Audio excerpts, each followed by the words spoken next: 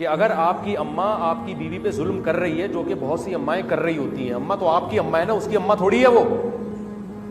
तो बाज लोग कहते हैं मेरी अम्मा इतनी अच्छी, उसने मुझे बचपन में पाला, रोटियां पका पका के खिलाती रही है, भूखा होता हूं तो ये पूछती है, तो मेरी अम्मा चूंकि बहुत अच्छी है लिहाजा वो गलत हो ही नहीं सकती, तो लिहाजा जो सलूक मेरी बीवी के साथ करें मुझे कबूल है। ना ना ना ना ना ना, आपकी अम्मा है तो आपने उसके साथ अच्छा सलूक करना है। अपनी बीवी के साथ ये देखना है कि अम्मा ठीक कर रही है कि गलत कर रही है। गलत कर रही है तो अम्मा को मलामत नहीं करनी है, बदतमीजी नहीं करनी, क्योंकि आपके एहसान, आप पर बहुत एहसान आता है ना।